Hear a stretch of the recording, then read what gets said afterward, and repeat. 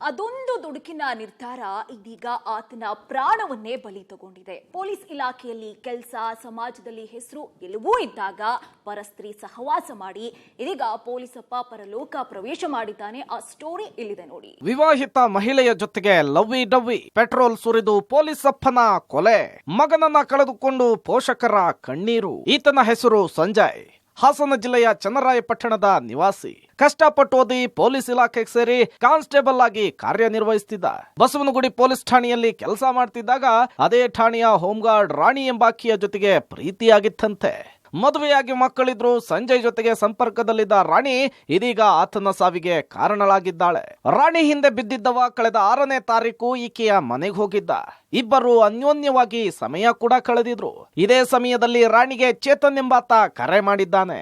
ಯಾರಾತ ಅಂತ ಸಂಜಯ್ ಪ್ರಶ್ನೆ ಮಾಡಿದಾಗ ನನ್ನ ಪರಿಚಯದವನು ಅಂತ ಹೇಳಿದಾಳೆ. ಬಳಿಕ ಆಕೆಯ ಮೊಬೈಲ್ ಚೆಕ್ ಮಾಡಿದಾಗ ಚಂದನ್ ಎಂಬಾತನ ಜೊತೆಯೂ ಕೂಡ ಸಲುಗೆಯಿಂದ ಚಾಟಿಂಗ್ ಮಾಡಿರೋದು ಪತ್ತೆಯಾಗಿದೆ.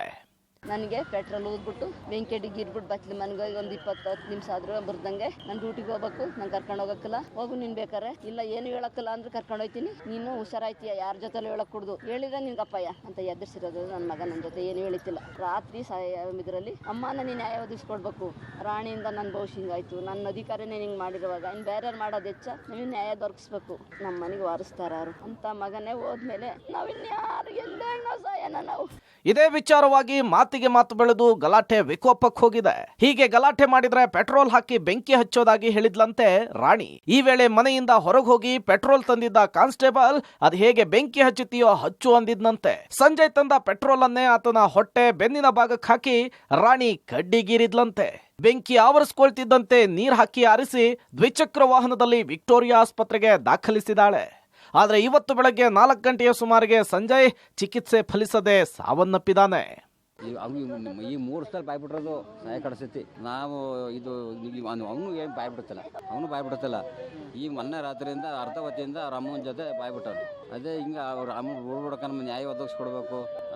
ಅವ್ರ ರಾಣಿ ಅನ್ನೋಳು ಮನೆಗೆ ಕರ್ಕೊಂಡೋಗಿ ನಾನು ಗಾಡಿಗೆ ಪೆಟ್ರೋಲ್ ತಂದಿಟ್ಟಿದ್ದೆ.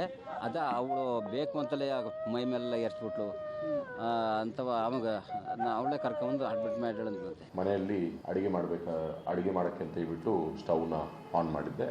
ಮತ್ತು ಆಮೇಲೆ ಬೆಂಕಿ ಹಚ್ಚದಲ್ಲಿ ಬೇರೆ ಕಡೆ ಹೋಗ್ಬಿಟ್ಟು ಮತ್ತೆ ಹೋಗಿ ಬೆಂಕಿ ಹಚ್ಚಕ್ಕೆ ಹೋದಾಗ ಸ್ವಲ್ಪ ಬರ್ನ್ ಇಂಜುರಿ ಆಗಿದೆ, ಐ ಆಮ್ ಓಕೆ ಅಂತ ಹೇಳ್ಬಿಟ್ಟು ಅವರು ಹೇಳ್ತಾರೆ. 2 ದಿವಸದ ಹಿಂದೆ ಅವರು ಸ್ಟೇಟ್ಮೆಂಟ್ನ ಚೇಂಜ್ ಮಾಡಿಬಿಟ್ಟು ಅವ್ರಿಗೆ ಪರಿಚಯ ಇದ್ದ ಒಬ್ಬರು ಅವ್ರ ಮೇಲೆ ಪೆಟ್ರೋಲ್ ಸುರಿದು ಅವ್ರಿಗೆ ಆ ಥರ ಗಾಯ ಆಗಿರೋದು ಪೆಟ್ರೋಲ್ ಸುರಿದು ಅಂತ ಹೇಳ್ಬಿಟ್ಟು ಹೇಳ್ತಾರೆ.